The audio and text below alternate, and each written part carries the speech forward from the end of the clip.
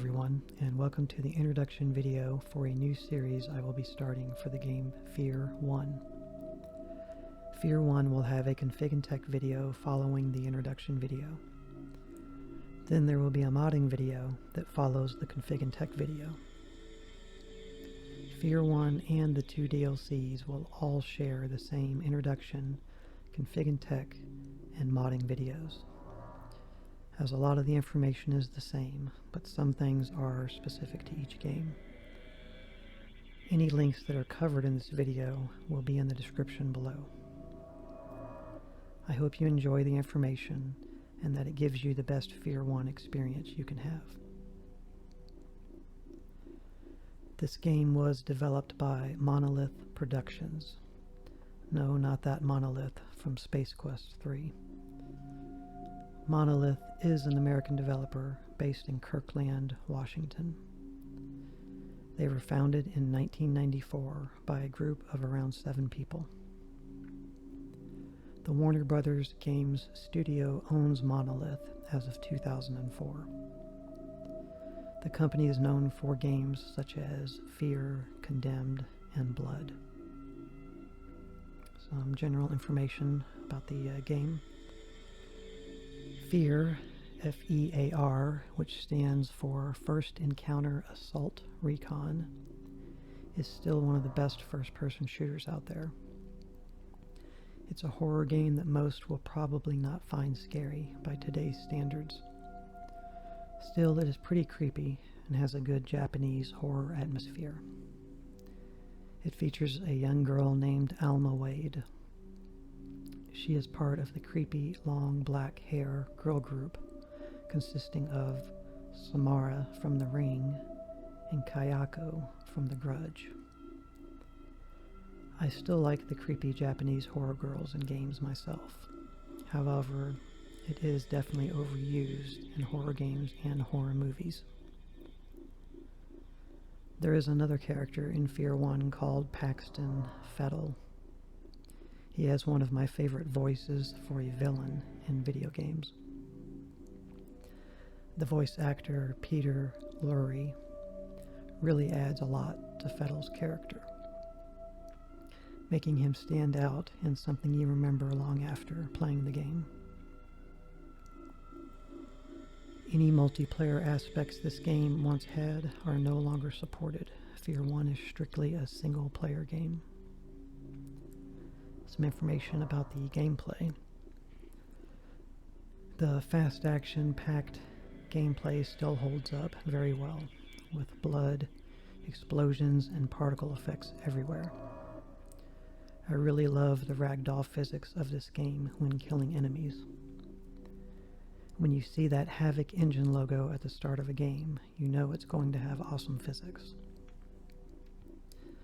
There's also a wide assortment of weapons to use throughout the game. One of the gameplay mechanics F.E.A.R. is known for is its reflex time or bullet time ability, which allows you to slow down time and cause some major damage into the enemies and the environments. A little about the enemy AI. The AI is very well designed and a standout feature, and highly regarded if you look on the internet about enemy AI in video games. It uses flanking maneuvers, suppressive fire, and retreating when under heavy fire.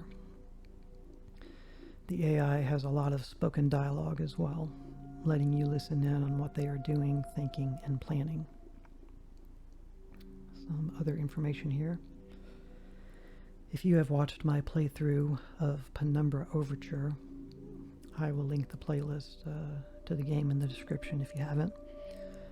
The graphics in Penumbra and F.E.A.R. 1 remind me of each other, if only for the similarity in the way the graphics look and are presented. Penumbra Overture came out 2 years after F.E.A.R. 1. If you like the style of action and gunplay of F.E.A.R., check out the movies by John Woo. I'm pretty sure Monolith was inspired by them. Here is an example from the John Woo movie called Hard Boiled, starring Chow Yun-fat. You may recognize Mr. Chow from Crouching Tiger, Hidden Dragon. He has been in a lot of really good movies. Gotta love that movie cover for Hard Boiled. I'll link to that video in the description. A new game like F.E.A.R. There is a new game that is out on PC called Trepang 2. I don't think it's a sequel, as I couldn't find the first one, and the 2 looks like a 2 to the second power kind of 2. I just found out about it while doing my research for F.E.A.R. to make these videos. It looks like a modernized version of F.E.A.R. with maybe less emphasis on the horror element. I don't know anything about it, but wanted to include it here. If you have played it, let me know in the comments if it's any good. Someone that reviewed it said it didn't surpass F.E.A.R., that it wasn't as good. I may have to check this game out in the future. Some closing information here. You can play this game, F.E.A.R., on Xbox 360 and PlayStation 3 as well. I prefer games like F.E.A.R. With mouse and keyboard, as well as any PC-only improvements I can take advantage of. This game is old these days and really deserves a proper remake. Not because of the visuals being bad, more for the technical aspects of running it. The issues I have had with F.E.A.R. I have been able to address in the past. The game is getting older, as I said, and the operating systems like Windows are getting newer, so no matter how much you adjust settings or mod the game, you should expect some issues or weirdness to happen on the PC version. I'll try my best to help you get the game running stable, so you can enjoy this game on your own, as well as with me in our playthrough. Some information about the DLCs. After completing the main game, I will be playing through the 2 DLCs. These 2 DLCs are not made by Monolith Productions. Rather, they are made by a developer called Timegate Studios. They are, however, official DLC releases for the game. I'll talk here a little about Timegate Studios. They don't really have many games to speak of, nothing personal against the studio. They did have involvement with Aliens Colonial Marines. Now, before you think, oh well, now I know the 2 F.E.A.R. 1 DLCs are gonna suck. The reasons why Aliens Colonial Marines sucked are not Timegate's fault. It's Sega's and Gearbox's fault.